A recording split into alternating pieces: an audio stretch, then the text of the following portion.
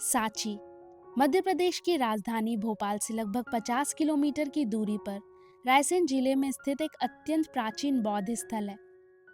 सन 1989 में इसे यूनेस्को के द्वारा वर्ल्ड हेरिटेज साइट घोषित किया गया। सन 1818 में जब ब्रिटिश अधिकारी हेनरी टेलर ने इसकी खोज की, ये पूरी तरह से खंडर अवस्था में था। फिर पुनः 1919 में जॉन मार्शल के द्वारा कलाकृतियों को संरक्षित करने और संरक्षण का प्रबंधन करने के लिए एक संग्रहालय का निर्माण किया गया। देश की सांस्कृतिक विरासत को भारतीय मुद्रा के 200 रुपए के नोट के पीछे दर्शाया गया है।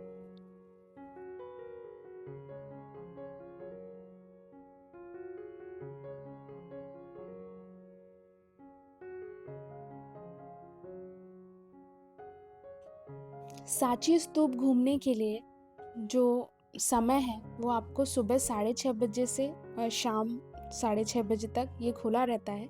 यहाँ कुछ माइनर सी आपको एंट्री फीस है, जैसे इंडियन के लिए 30 रुपए है और फॉरेनर्स के लिए 500 रुपए है।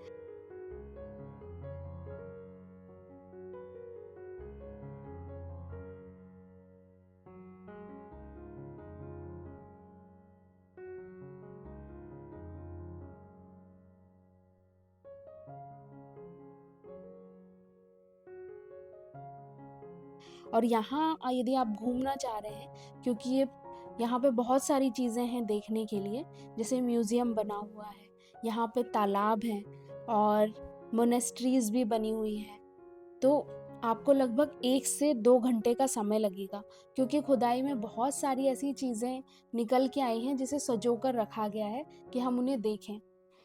और यहाँ पे एक चैत्यालय भी है जिसे आप प्रेयर हॉल बोल सकते हैं, जिसमें बहुत बड़े बड़े खम्भे हैं जो ऐसा लगता है कि हम इंडिया में नहीं है, क्योंकि ये इंडो ग्रीक आर्किटेक्चर का एग्जाम्पल है।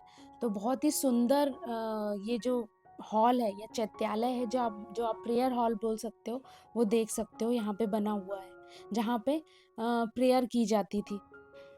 इसके अलावा आसपास आपको बहुत ही सुंदर गार्डन देखने को मिल जाएगा। खाने के लिए शॉप भी बनी हुई है, वॉशरूम की भी अच्छी व्यवस्था है, पार्किंग की अच्छी व्यवस्था की गई है।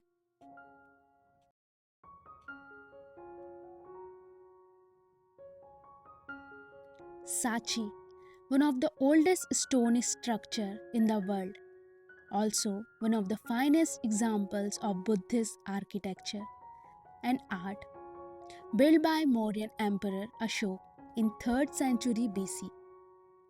मेन अट्रैक्शन यहाँ के 3 स्तूप्स और तोरन्स हैं। Toranas depicting the journey of Buddha, walls depict the story of Buddha's birth, Buddha's journey towards enlightenment and his miracles. Here in Sanchi, you can experience the living presence of Buddha, his protective power and energy.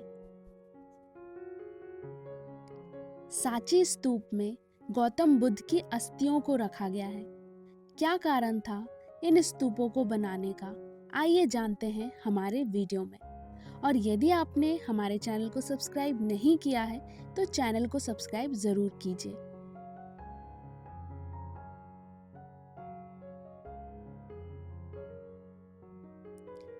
Sanchi स्तूप को बनाने का primary reason था Buddhism philosophy को spread करना और preserve करना।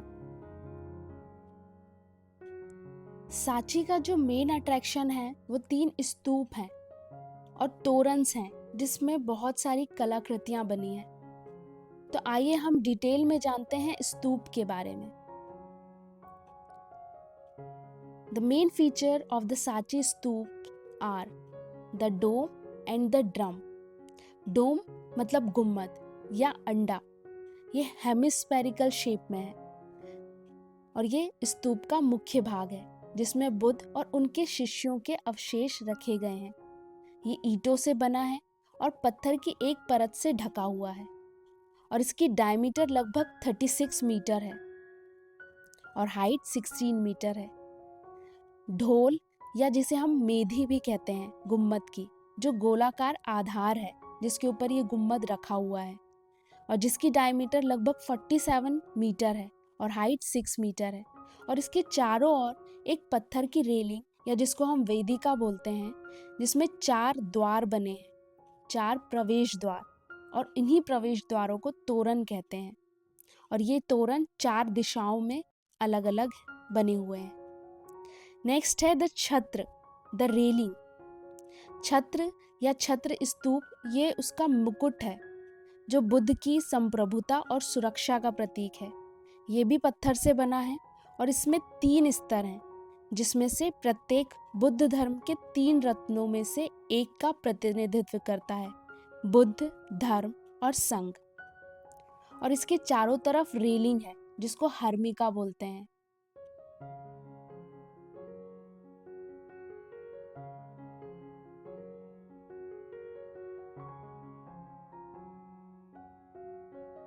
गुम्मद या डोम के ऊपर शीर्ष पर चौकोर स्क्वायर शेप में मंच है जो छत्र को सहारा देता है। इसके कोनों पर 4 पत्थर के खंभे हैं और किनारों पर 4 पत्थर की पट्टियां हैं।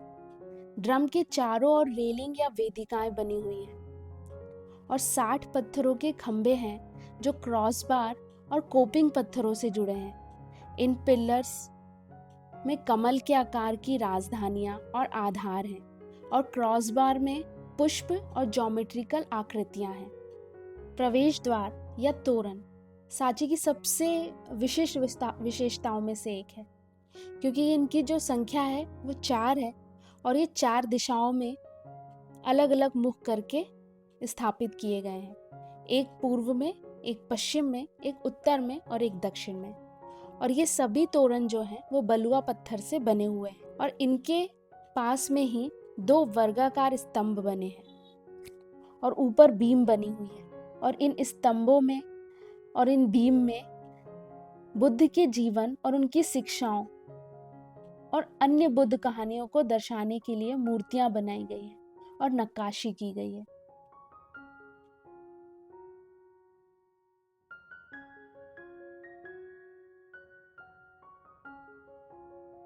इन नक्काशियों को देखिए और इन पत्थरों में उनको किस तरीके से उकेरा गया है वो आप देख सकते हैं।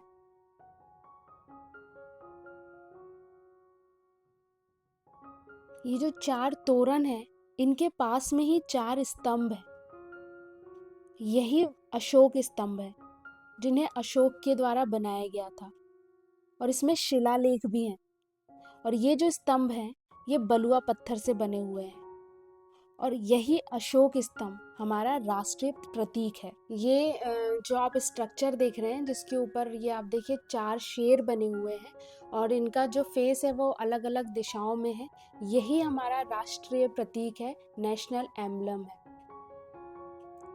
सांची स्तूप के प्रवेश द्वारों में और स्तंभों को सजाने वाली जो मूर्तियां हैं और जो नक्काशियां की गई है वो बौद्ध कला और वास्तुकला का सबसे बेहतरीन उदाहरण है। और ये बुद्ध के जीवन और उनकी शिक्षाओं को जीवंत तरीके से दर्शाते हैं। आप जब यहाँ खड़े होंगे और इन नक्काशियों को देखेंगे तो आपको लगेगा कि आप उस युग में चले गए हैं, क्योंकि इस तरीके से इन नक्काशियों को, इन मूर्तियों को उस पत्थर में उकेरा गया है जो बहुत डिटेल में बुद्ध के जीवन के बारे में बता रहे हैं और उनकी शिक्षाओं को हमें समझा रहे हैं। स्तूप के चारों ओर प्रदक्षिणा पथ भी है जिससे आप चारों ओर, स्तूप के चारों ओर घूम सकते हैं।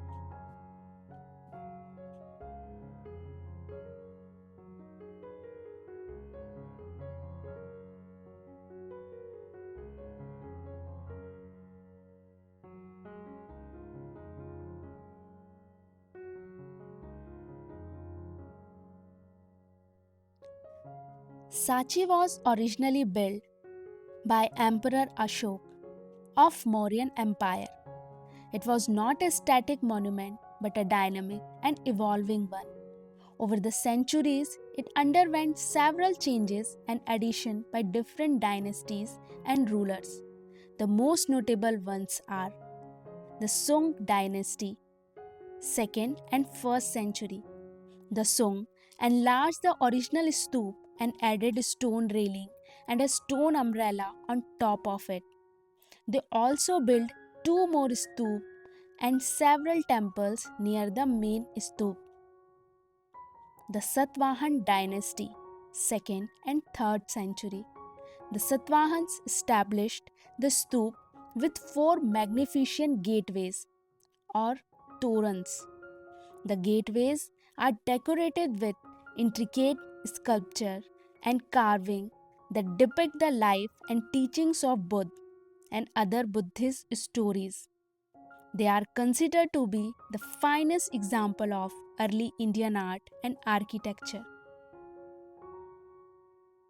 The modern period, 21st of century.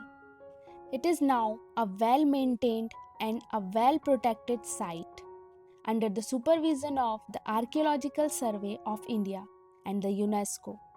It attracts thousands of visitors and pilgrims every year who come to admire and appreciate its beauty and significance.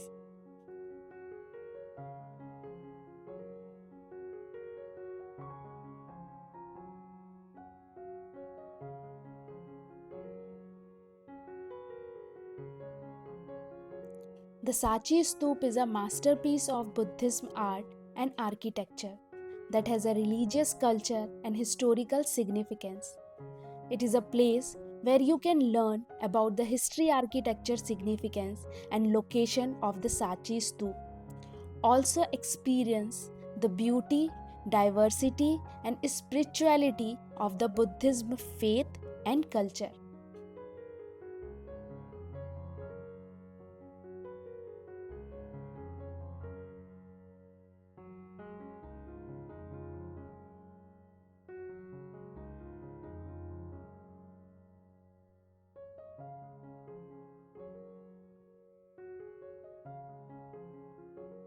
एक और बुद्धिस्ट साइट जिसकी डिस्कवरी साची के बाद में की गई, लगभग 1905 में उसकी डिस्कवरी हुई और वहाँ से भी बहुत सारे ऐसी कलाकृतियाँ निकल के आई सामने और बहुत सारी मोनेस्ट्रीज़ वहाँ पर भी बनी हुई हैं। वहाँ पे भी बहुत सारे बौद्ध टेम्पल देखने हमें मिले, तो उसकी लिंक हमारे डिस्क्रिप्शन बॉक्स में दी गई है, तो आप हमारे चैनल में जाकर उसका भी डिटेल वीडियो देख सकते हैं, क्योंकि वहाँ पे भी म्यूज़ियम बना हुआ है और बहुत बड़े क्षेत्र में सारनाथ के जो स्तंभ हैं और सारनाथ का जो पूरा मॉडल है बहुत बड़े क्षेत्र में फैला हुआ है और अभी भी वहाँ पर रिसर्च चालू है और खुदाई चल रही है।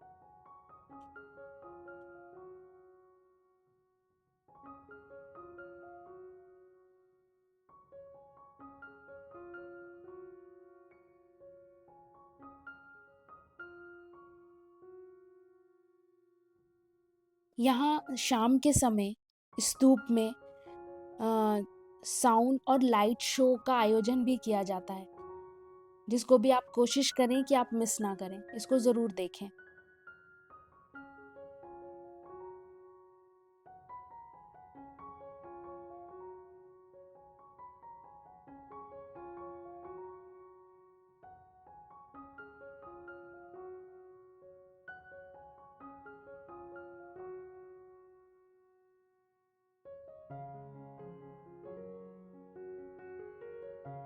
ये भारतीयों के लिए गर्व और प्रेरणा का स्रोत भी है, क्योंकि ये भारत की प्राचीन और गौरवशाली सभ्यता और संस्कृति को दर्शाता है।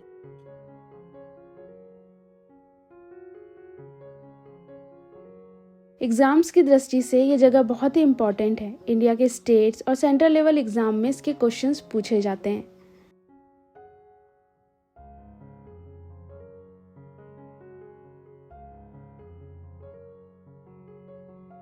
अगर आपको हमारा प्रयास अच्छा लग रहा हो तो इसे लाइक करें, चैनल को सब्सक्राइब करें और इस वीडियो को अपने दोस्तों के साथ ज़रूर शेयर करें। तो चलिए मिलते हैं अगली यात्रा में। Thank you.